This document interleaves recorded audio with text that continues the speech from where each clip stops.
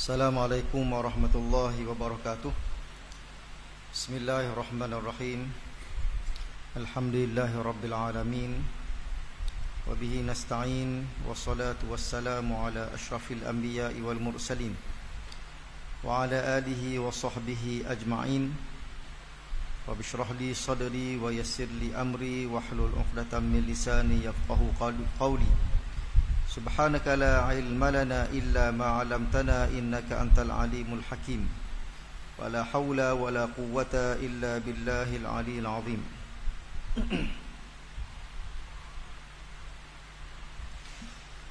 Alhamdulillah. Marilah sama-sama kita beriktikaf dalam masjid kita ini. Moga-moga keberadaan kita diberikan pahala oleh Allah Subhanahu wa taala. Baik, kita kembali menyambung pengajian kita, bab seterusnya iaitu al-hisarul iqtisadi, kepungan ekonomi ataupun sekatan ekonomi yang dilakukan oleh kaum musyrikin kepada Nabi sallallahu alaihi wasallam.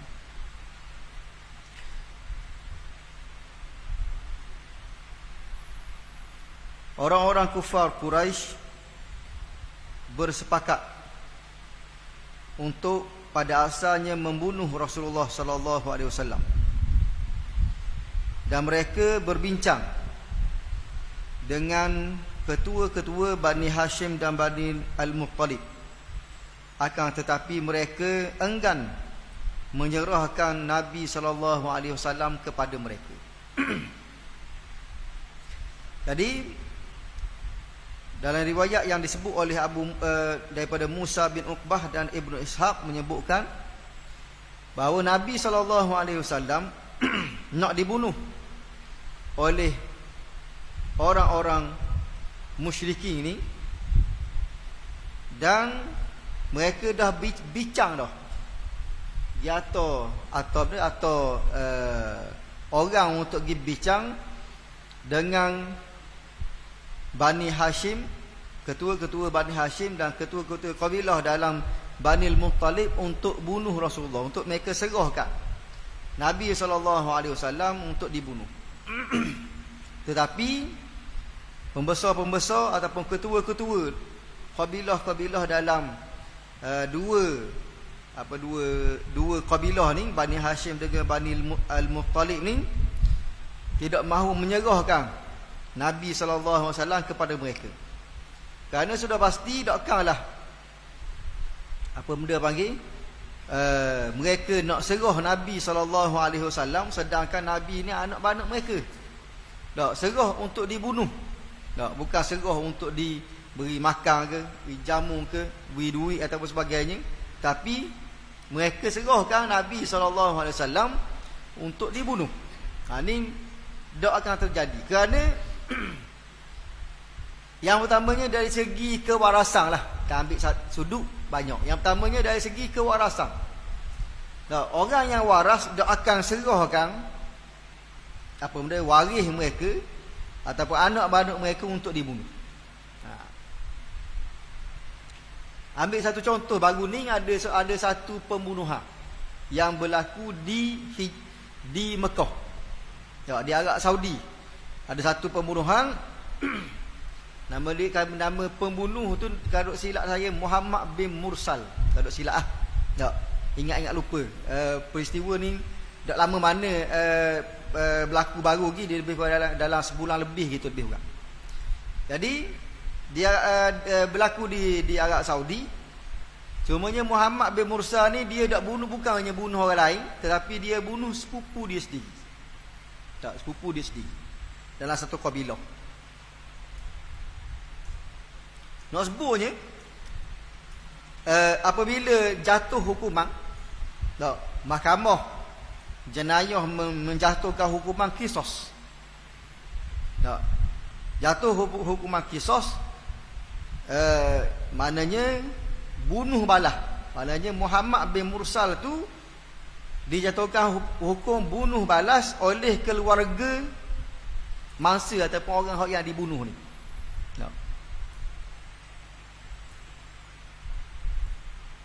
kabilah Muhammad bin Mursa ni tak, walaupun Muhammad bin Mursa ni duduk dalam penjara, tetapi mereka ni kokok mana pun tak boleh beri. Muhammad bin Mursa ni diserahkan kepada kepada keluarga si masa ni pada peringkat awal. Tetapi oleh kerana apa benda lagi, pihak mahkamah dah buat keputusan dan mengerahkan polis untuk berkawal, sehingga menyebabkan apa benda panggil keluarga Muhammad bin Mursa ni terpaksa menyerah. Berminggu-minggu duduk di keliling dia penjara di Saudi. Pada asalnya gitu. Bila gitu terpaksa serah juga untuk dijatuhkan hukuman, maka mereka buat apa benda panggil rayuan kepada keluarga masa supaya tidak membunuh Muhammad bin Mursa. Buat rayuan. Sampai tahap ketua-ketua kabilah dalam yang berkaitan dengan anak beranak Muhammad bin Mursa ni, maknanya pergi rumah benda panggil keluarga mak ayah Muhammad bin Mursa ni, beritahu bahawa kabilah dia ni bersedia untuk bayar diat yang bernilai lebih kurang 700,000 rial. 700,000 rial. Tetapi apa lagi? Keluarga Muhammad bin Mursa ni tak ambuh, nak juga jatuhkan hukuman bunuh terhadap Muhammad bin Mursa. Dan pendekkan cerita berakhir dengan Muhammad bin Mursa ni dijatuhkan hukuman bunuh, pancung. Oleh siapa? Oleh keluarga orang tu. Nak sebutnya, kita balik pada cerita kita asalnya, maknanya kabilah dia ni Muhammad bin Mursa ni, hukum mana pun pada peringkat asalnya tak embuh serahkan Muhammad bin Mursa untuk dibunuh. Tu kalau kita kata Muhammad bin Mursa ni memang dah dijatuhkan hukuman oleh mahkamah, dia ni bersalah kerana membunuh si pulang ni. Dia nak iseh guna tahu dia cabut khanjar itu, hak pisah hak yang dia dia, hak biasa orang agak badui bubuh pinggang tu, dia cabut dia pun tikang atas dada kawan tu, mati. Jadi begitulah kita nak ambil benda kiasannya macam hak yang kabilah ataupun Bani Hashim dengan Bani Al-Muttalib ni tak ambuh serah Nabi. Dalam masa yang sama semua kita tahu bahawa Nabi ni dah buat salah benda pun. Tak. Nabi dah buat salah apa? Hak yang menjadi kesalahan bagi puak-puak musyrik ni ataupun saya musyrikin ni, mereka menganggap Nabi SAW melakukan kesalahan dengan mengajak orang-orang Mekah untuk memeluk Islam. Itu saja. Tak. Hak tu je bagi kesalahan hak yang ketara dan patut dibunuh bagi perspektif mereka Muhammad ni. Akan tapi mereka ni Bani Hashim dengan Bani Al-Muttalib tak berserah Nabi SAW.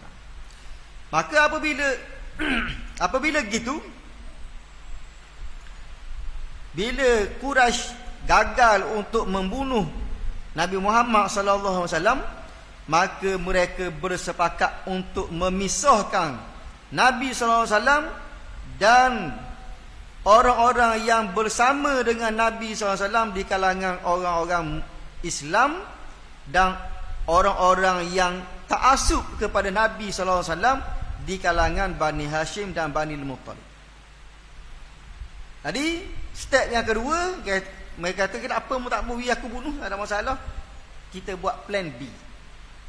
Plan B nya ialah mereka ni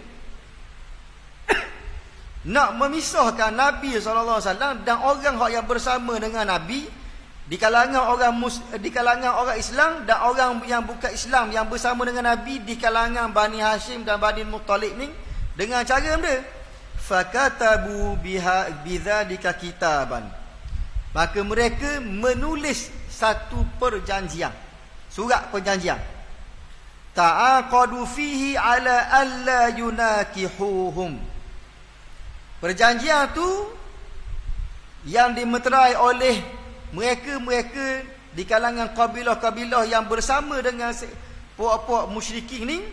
Apa mereka draft pada dalam perjanjian tu? Alla yunakihuhum.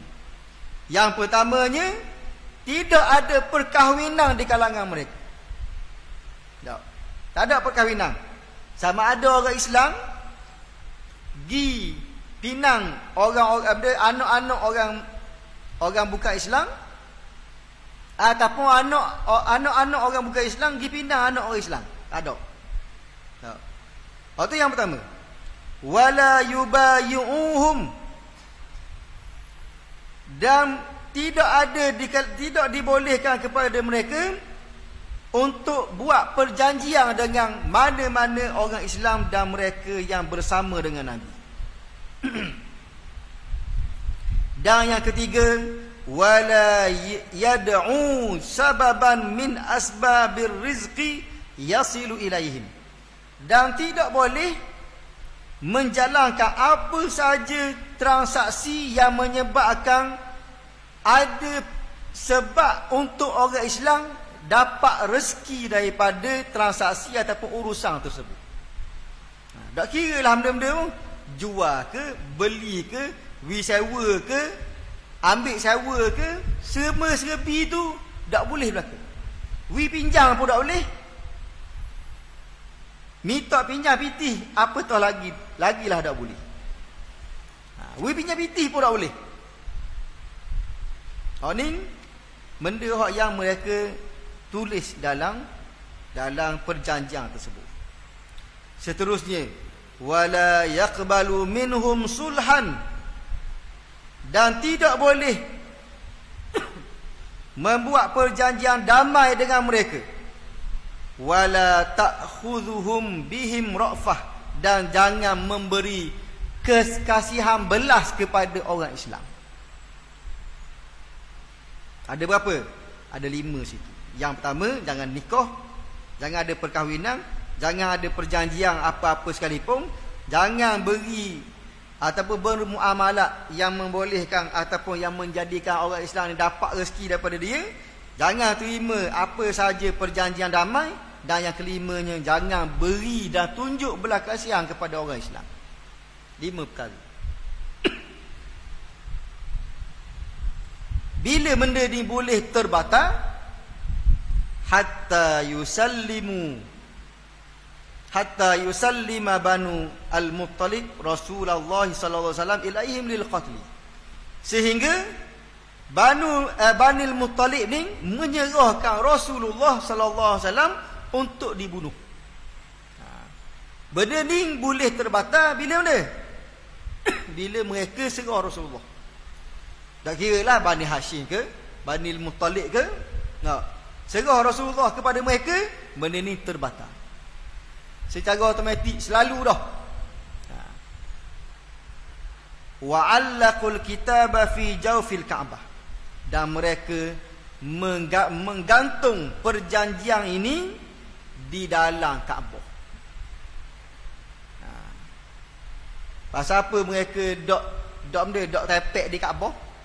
Pasal apa mereka dok bubuh kat mana-mana dalam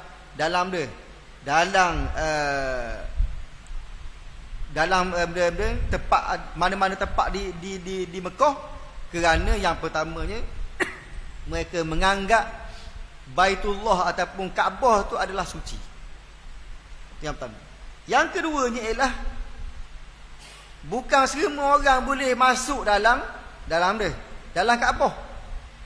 Dan yang ketiganya, hanya orang-orang yang tertentu saja yang memegang kunci Kaabah.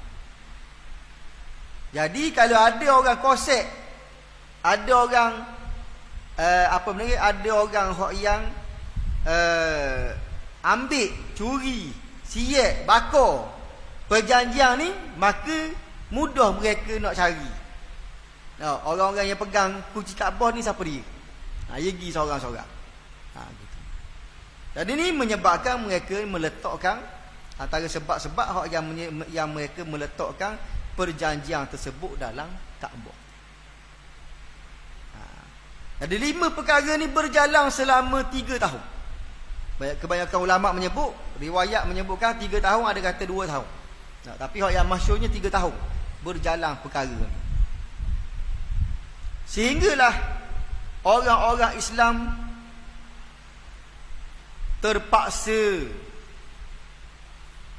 mengharungi perkara ni selama 3 tahun, dan sehingga mereka terpaksa memakan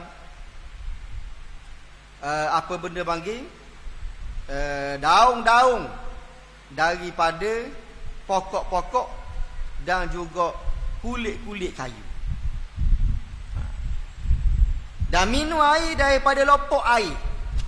Bayang gitu dah. Minum air ni diambil daripada lopok air. Makanan tak ada makanan. Terpaksa makan daripada mana? Daripada daun-daun daripada pokok. Daun-daun daripada pokok dan juga kulit-kulit pokok. Ini benda yang berlaku kepada orang-orang Islam. Dan perkara ni berlangsung daripada bulan Muharram tahun yang ke-7 kenabian sehingga tahun yang ke-10 kenabian Nabi SAW. Muslimin dan muslimat yang dirahmati Allah Ta'ala sekalian,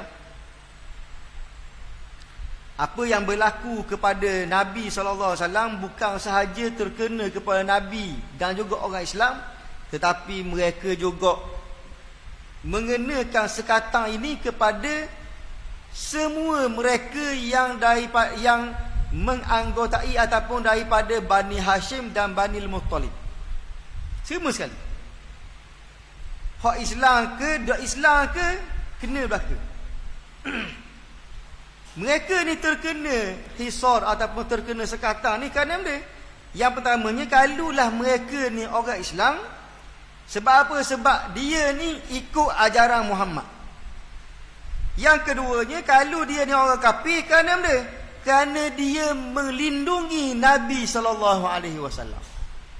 Dia tak kira. Kalau ada orang yang serah, tak kira lah pembesar kabilah ke, ataupun hamba ke, atau igat Muhammad ni atau tak kira siapa dia, pembesar ke, hamba ke, orang lelaki ke, orang puang ke, orang muda ke, orang tua ke, tak kira. Asalkan ada saja orang yang diigat Nabi dan atau kepada puak-puak Quraisy, puak-puak musyrikin ni untuk dibunuh. Maka kita sebut tadi, bila ada saja orang yang menghantar Nabi ke tangan mereka, maka perjanjian ni terbatal.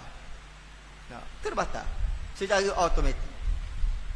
Dan benda yang terjadi ataupun terkena kepada orang-orang yang bukan Islam di kalangan Bani Hashim dan Bani Muttalib ni tu juga terbatal.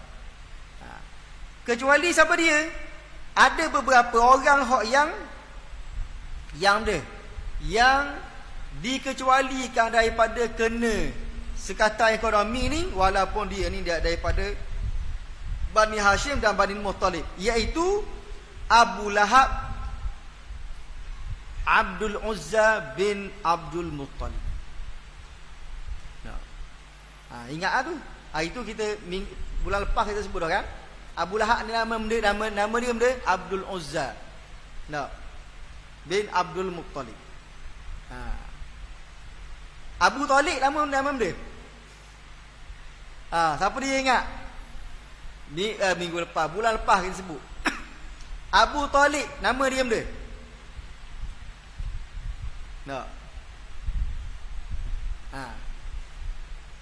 Ya. Tak ada seorang ingat? Pandanglah.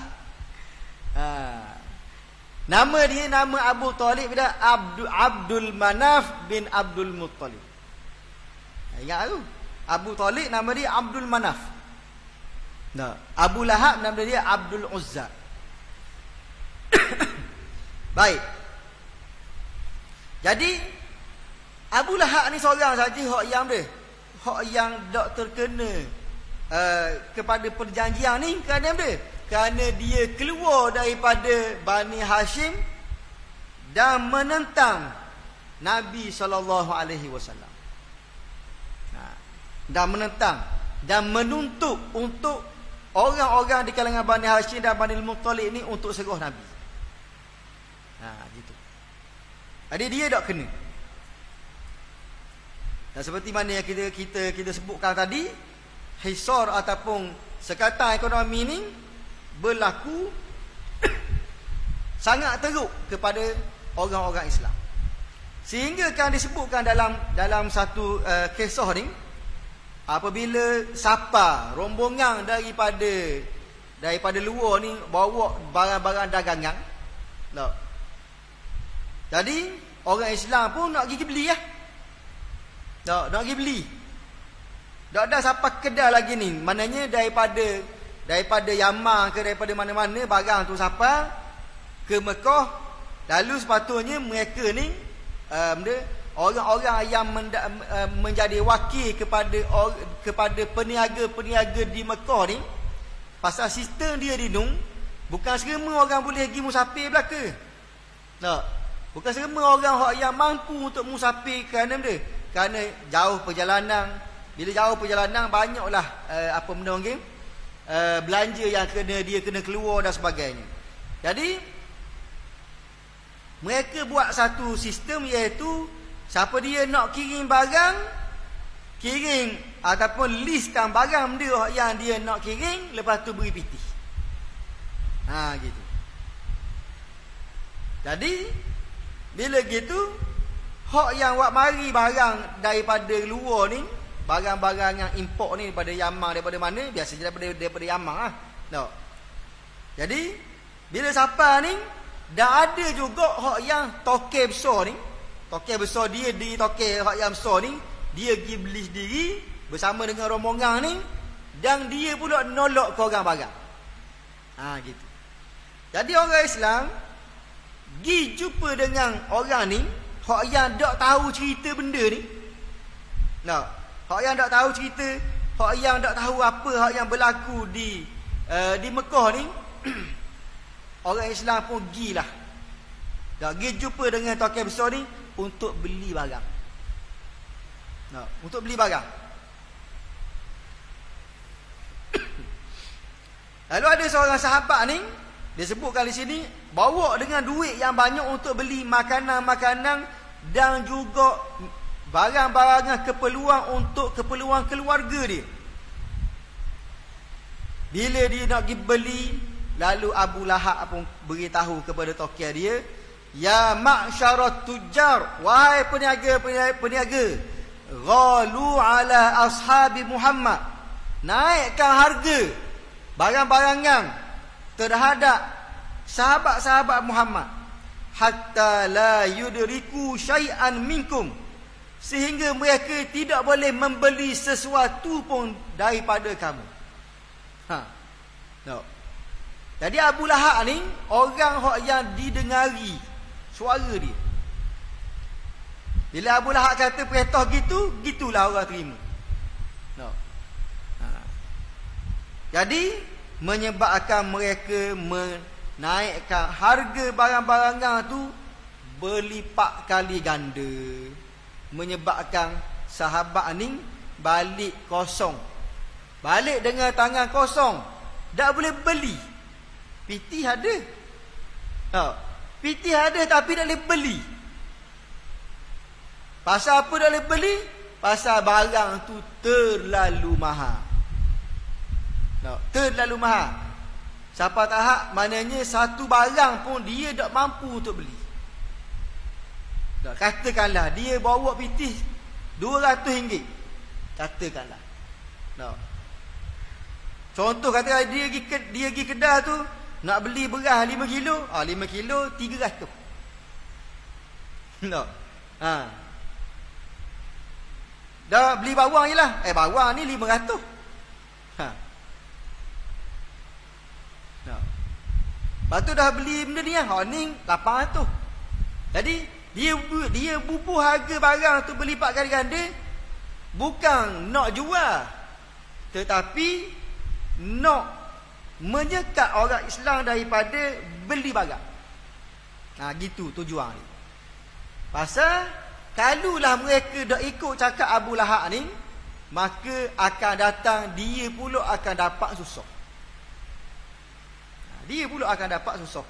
Tak diberi dia tempat untuk meniaga dan sebagainya. Disusahkan oleh mereka-mereka. Jadi menyebabkan sahabat tu keluar ataupun balik ke rumah dia, keluar daripada pasar balik ke rumah dalam keadaan tak bawa apa sesuatu pun ke rumah dia, yang menyebabkan keluarga dia berlapar dalam tempoh yang lebih panjang daripada waktu itu. Ini benda yang berlaku di Mekah pada waktu tersebut. Tadi nak sebutnya muslimin dan muslimat yang dirahmati Allah Ta'ala sekalian, apa yang berlaku di zaman Nabi SAW juga berlaku di zaman sekarang. Juga berlaku di zaman sekarang. Kalau kita tengok, kita semua kita tahu benda yang berlaku di Palestin pada hari ini, terutamanya di Gaza. Tak ada makanan yang masuk ke dalam Gaza. Ada makanan yang masuk ke dalam Gaza. Tak ada minuman yang masuk ke dalam Gaza. Tak ada minyak yang masuk ke dalam Gaza, kecuali dengan kuantiti yang terlalu sedikit. Kuantiti yang terlalu sedikit, yang tak mencukupi pun untuk keperluan harian.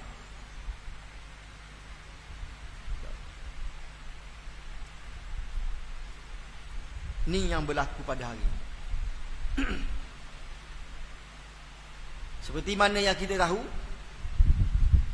keperluan di harian, bukannya mingguan, bukannya bulanan.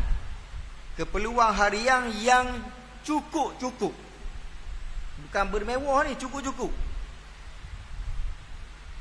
Untuk keperluan dalam Gaza saja tak kurang daripada 500 kontainer sehari. 500 kontainer. Pasal di Gaza ni tak ada benda terus. Kena bung habis. Kena bung habis. Benda yang tak selamat di Gaza. Tak ada benda yang selamat di Gaza. Rumah lama dah kena bung.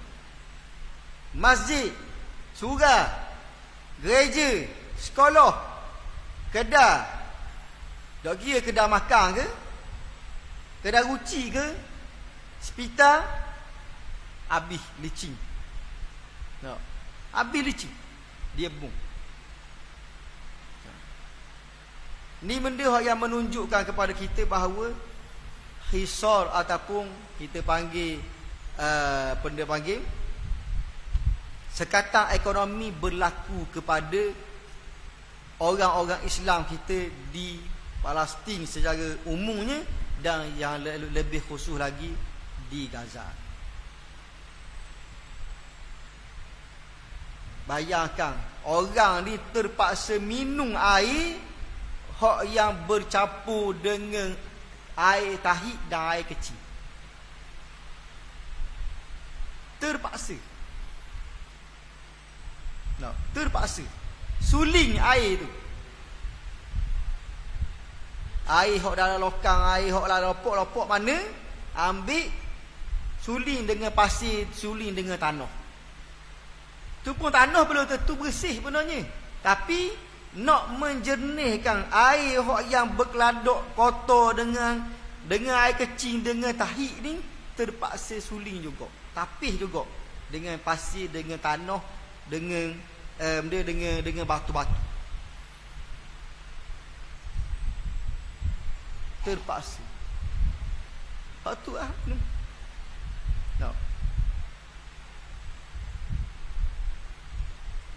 Kalau orang Islam pada waktu ni, zaman Nabi SAW ni, barang ada. Tak barang ada tapi tak boleh nak beli.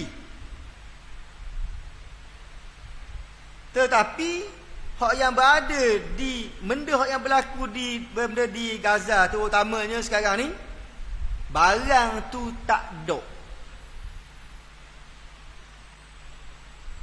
No, saya tanya ada sahabat kita mari daripada Gaza baru ni, dia saudara Naim,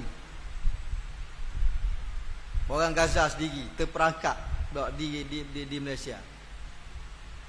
Dia asalnya dia mari dengan sahabat-sahabat dia daripada Persatuan Cinta Gaza Malaysia atas urusan tabarru'at ataupun derma-derma orang Malaysia ni. Jadi dia pun daripada bulan 9 itu, dia pun bulan 10 baru ni nak balik sampai ke daripada Malaysia sampai ke airport Jeddah, berlaku perang. Jadi dia boleh balik. Terpaksa batas balik ke Malaysia. Dia cerita, dia kata, saya tanya dia, dah kali biasa kalau berlaku peperangan kan, barang jadi mahal. Mata wang jadi murah. Ingat kalau benda masa perang di Afghanistan itu, nak beli roti sebuku pitih serah terbagi ni. Pakai timbang kilo terus pitih. Berlaku di Afghanistan, berlaku di Iraq. Dinar Iraq dulu mahal masa belum perang, 13 riyal satu dinar. Learning tak ada nilai. Dia saya tanya, dah barang mahal dah lindung. Dia kata nak barang mahal, barang ni nak mahal macam mana, sedangkan barang tu sendiri tak ada benda yang nak dijual. Ada hak yang sikit-sikit ni, peniaga dok akan wak naik harga kadang dia. Kerana dia tahu kalau dia wak naik harga, maka orang dalam Gaza tidak akan boleh beli makanan.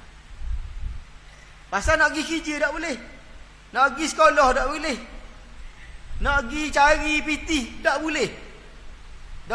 Rumah kena tembok, kena benda kena bung. Sekolah tempat dia kerja, tempat dia belajar kena tembok. Jabat-jabat hak yang tempat dia kerja kena tembok. Kedai-kedai hak yang dia nega kena tembok. Mana lagi? Kalau orang buat buat roti, kilang roti dia kena tembok. Ada benda. Sehingga menyebabkan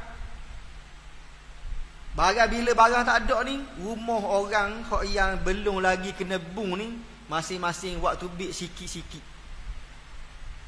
Waktu bik kandung sikit, waktu bik minyak sikit, waktu bik tu, waktu bik ning.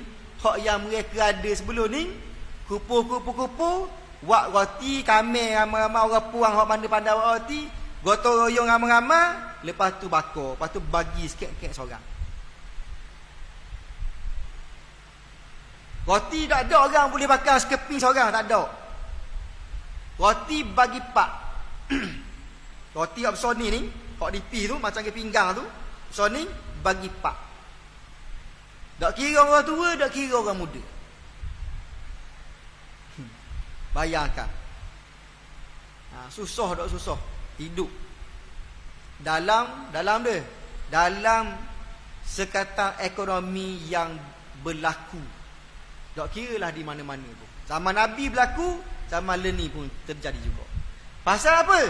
Pasal orang-orang ni berpegang kepada iman yang mereka ada, dan berpegang kepada Islam, dan beriman kepada Allah Subhanahu Wa Taala. Sama juga macam ke orang ni. Dan kita juga kena ingat, ada juga mereka yang bukan Islam duduk dalam Gaza, mendapat benda yang sama yang berlaku kepada orang Islam yang berada di dalam Gaza. Sama betul benda hak yang kita baca pada malam. Tetapi mungkin qadiyah ataupun mungkin kes tu berlainan, agak sikit berlainan. Mereka ni mungkin ada, kalau macam orang bukan Islam ni mungkin terperangkap ataupun sebagainya. Tapi zaman Nabi ni memang mereka ni sabar ataupun kekal bersama dengan Nabi kerana Nabi ni anak beranak mereka. Tetap pertahankan Nabi SAW. Nah.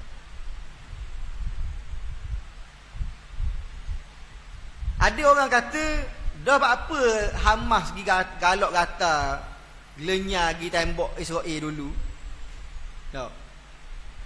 Pasal dia tengok hak yang berlaku bulan 10 ni. Dia tak tengok bermula tahun 1917 kependudukan 1920. No, kependudukan orang-orang Yahudi di Palestin ni. No. British jual terus, pakai bui terus. Beri kepada orang-orang Yahudi ni untuk mencapai impian mereka untuk membuat satu negara dipanggil sebagai negara ataupun wilayah Yahudi Raya yang bermula daripada Sungai Furat hingga Sungai Dajlah. No. Beri terus. Cuma pada peringkat awal dia tak boleh nak rapah semua sekali. Berlaku sikit. Dan benda tu berlangsung lebih kurang dalam 75 tahun, 80 tahun. No.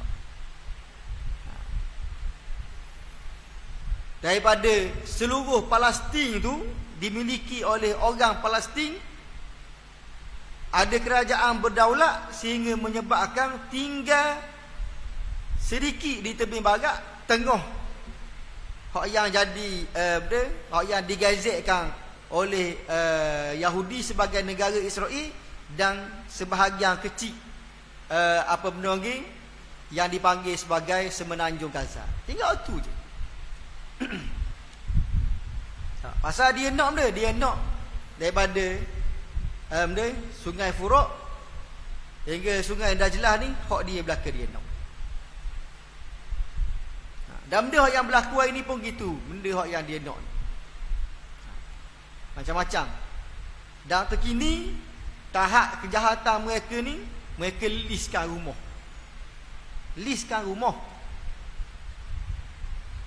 Nah, contoh kata ni, okey, rumah 1125 depan masjid Gong Tok Nasik. Okey, rumah ni hokmu. Tuan rumah ada dalam. Nah. Okey, sebelah dia pula 1113.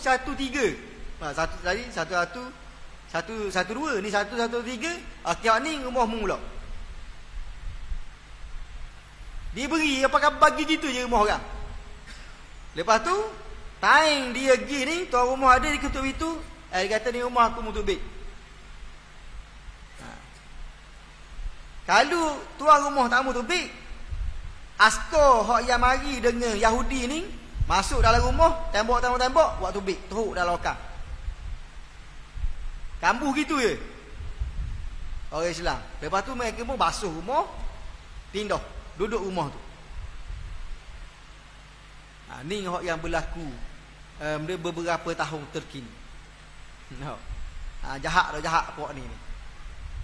Jadi orang Islam, orang Palestin ni, mereka kita kena letak dalam kepala bahawa mereka ni dijajah.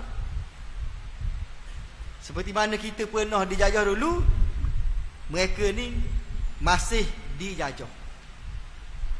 Dan mabda' ataupun poin hak yang menyebabkan mereka dijajah ialah kerana fahaman agama. Yahudi dia ada fahaman agama dia yang konon-kononnya mereka menyebutkan bahawa di bawah tapak Masjidil Aqsa tu, kompleks Masjidil Aqsa tu ialah bawah tu ada runtuhan Haikal Sulaiman ataupun tempat ibadat Nabi Sulaiman dan juga tempat pemerintahan Nabi Sulaiman. Kita kena ingat biasanya orang ingat hak yang ada kubah warna emas tu waktu Masjid Aqsa, bukan. Hak tu sebahagian bangunan yang ada dalam kompleks Masjidil Aqsa.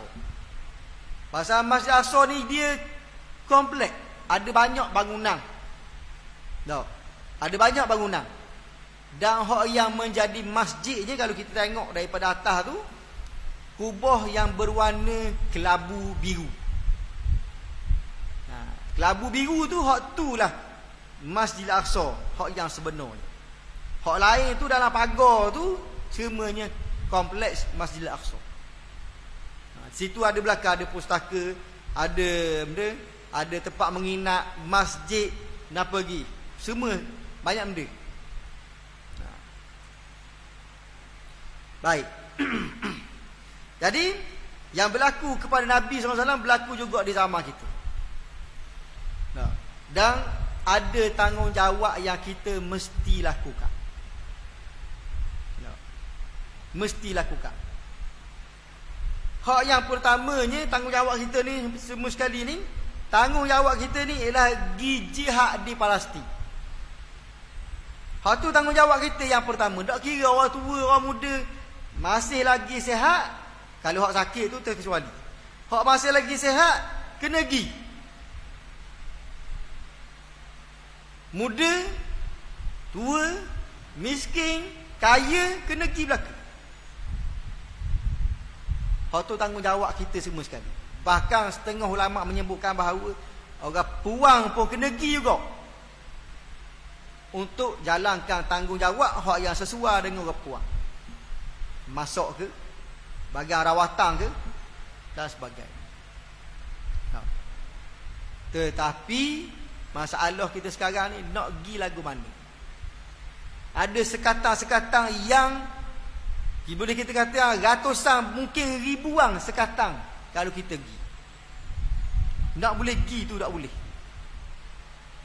Jadi berpindah kepada benda, kepada benda yang kedua, iaitu kita tak boleh nak pergi, maka kita tak boleh nak berjihad di sana dengan tubuh badan kita, maka jihad berpindah kepada hak yang lain, iaitu dengan yang pertamanya dengan harta kita. Dengan harta kita. Mana-mana hak yang kita di kalangan kita ni, hak yang belum lagi sumbangan kepada Palestin, kena buat segera. Pasal ni tanggungjawab kita untuk saudara-saudara, adik-beradik kita, mak ayah kita di Palestin. Sebab kita kena menganggap bahawa hak yang ada di Palestin tu, orang Islam ada di Nun ni, macam agak adik-beradik kita, macam ke mak kita, macam ke ayah kita. Pasal Nabi kata apa benda ni? Al-Quran kata orang Islam ni bersaudara. Nabi kata orang Islam ni bersaudara. Kena beri. Hak yang boleh wi banyak, wi banyak. Hak yang tak boleh wi banyak, wi sikit. Hak pentingnya kena wi. Kau tu tanggungjawab pertama selepas daripada selepas daripada tanggungjawab hak yang kita kabur awal tu. Pendapat tanggungjawab yang pertama. Ni tanggungjawab yang kedua, iaitu dengan beri duit kita dia sampai di Nun. Untuk yang pertamanya memberi makanan kepada orang di Nun, yang keduanya rawatan, dan yang ketiganya untuk menghalau penjajah. Apa saja dari segi pembangunan ke, prasarana ke, hari ni elektrik tak ada, air tak ada, internet tak ada. Survey dilakukan di Malaysia ni. Dia buat survey. Orang buat survey, kalau tinggal BPT dengan telefon, hak mana si nak pergi ambil? Hak mana si nak pergi ambil? Tinggal telefon ke tinggal BPT? Antara satu. 8/10 orang Malaysia akan kata, kalau tinggal BPT ada telefon, tak apa, boleh jalan ni. Tak patah balik dah. Terutamanya mereka yang berada di bandar-bandar besar. Dia akan kata dia, malahan tak ayah lagi ambil BPT pasal dia, pasal ada dah telefon. Tapi kalau ada BPT ada dalam kocek, telefon tinggal, pusing mula. No. Pusing mula 8/10. Nak sebutnya benda hak yang digunakan teknologi hari ni sama ada telefon ke ataupun internet ni, benda hak yang penting. Pasal Yahudi Israel ni, ia tak ampuh orang dalam Gaza ni berhubung dengan orang luar. No, wartawan pun ia bunuh. Jabat Al Jazeera di Gaza dia tembak. Tak ampuh beri cerita sebenar ni keluar daripada Gaza. No. Sebab tu beberapa hari lepas tubik satu penama game survey yang dilakukan sejak daripada awal Oktober dulu sampai ke beberapa hari lepas, nak dibanding dengan benda yang berlaku di Hiroshima dan Nagasaki zaman perang dulu tu, dinung Amerika menggugurkan bom sebanyak 15,000 tan. 15,000 tan bom dalam masa sebulan. Sampai dalam masa sebulan di Gaza berapa? 25,000 tan bom yang digugurkan di Gaza sahaja. Licin.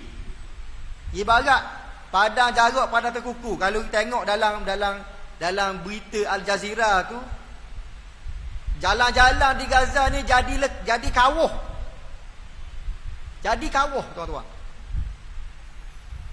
Dan ada satu bom tu yang dia gunakan, dia lepaskan.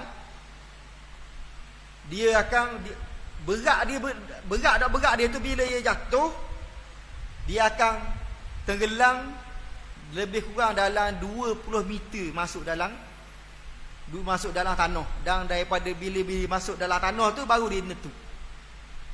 Bila netu ni, radius yang akan terjejas, bangunan ke benda ke, akan terjejas sejauh 300 meter.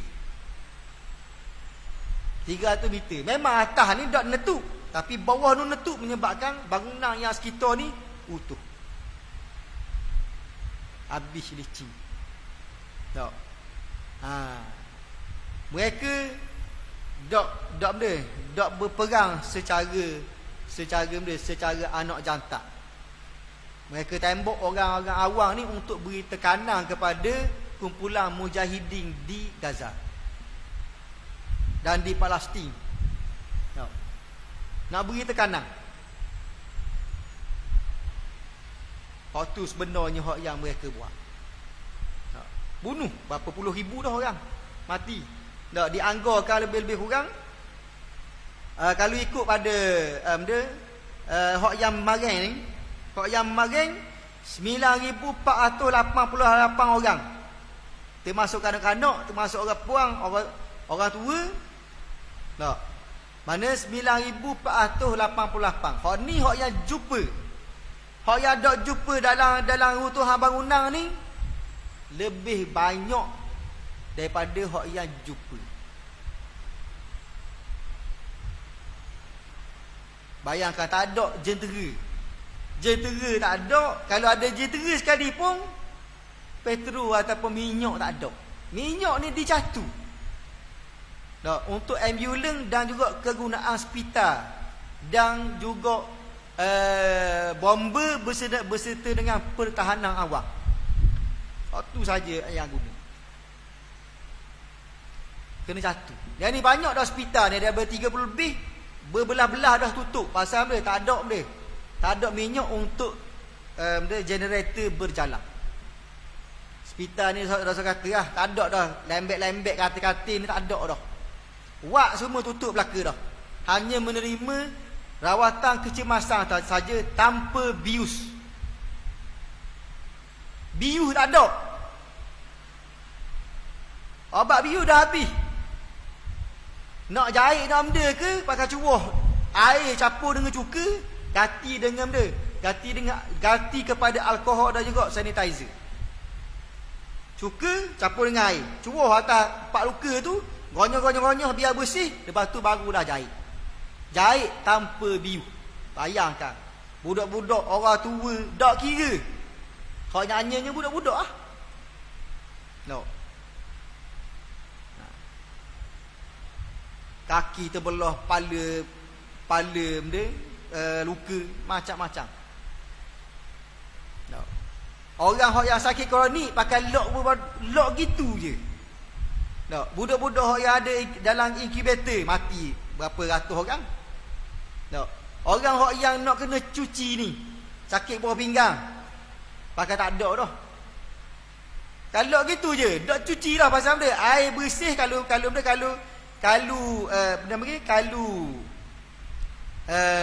cuci air tak ada air bersih. No. Kalau cuci darah tak ada darah dan tak ada elektrik untuk menjalankan mesin cuci darah.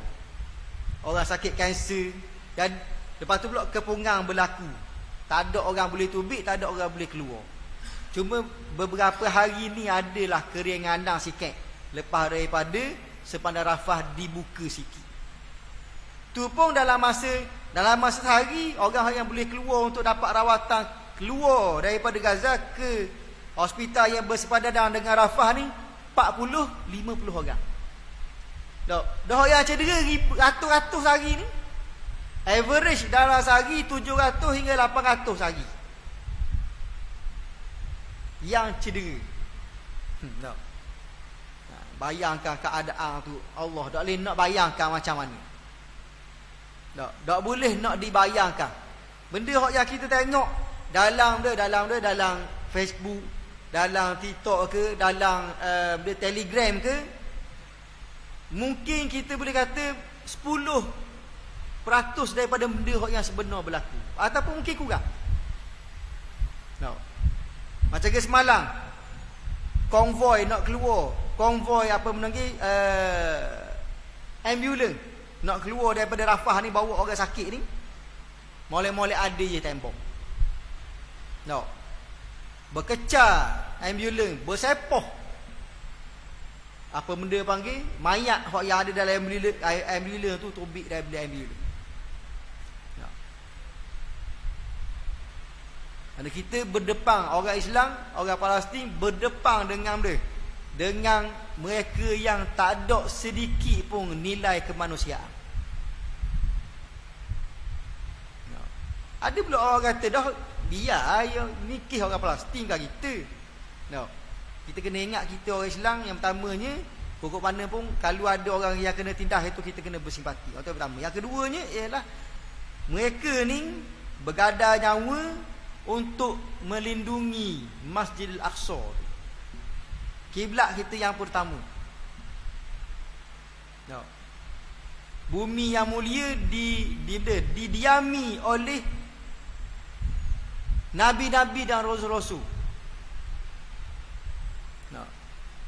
Kalulah terlepas Palestin tu kepada Yahudi, jawab ya, pada waktu tu kita ni jadi umat yang paling malang sekali. Umat yang paling malang sekali. Pasal apa? Pasal kita tak berjaya nak mempertahankan rumah kita, ataupun kiblat hak yang pernah orang Islam sembahyang menghadap kepada dia. Dan kita tak berjaya nak mempertahankan rumah Allah Ta'ala, iaitu Masjidil Aqsa tu sendiri. Ini banyak benda yang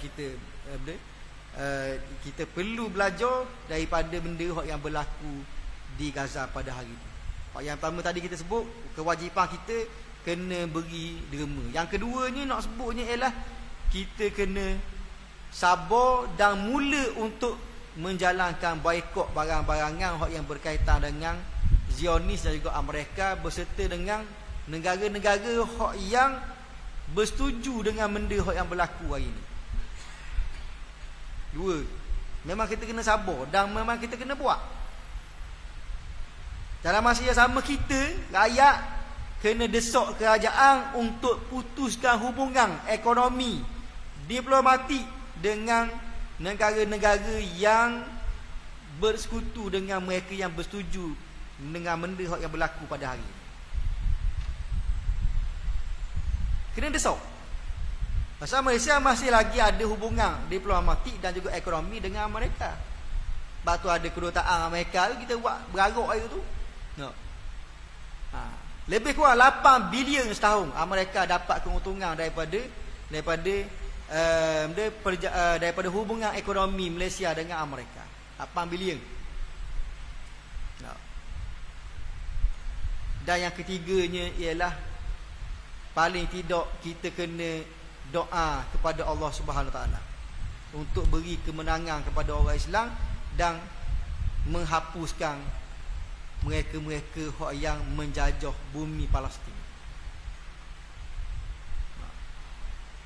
Dan yang keempatnya, berita berkenaan dengan benda yang berlaku di Palestin ni kita kena sebar kepada orang yang belum lagi faham.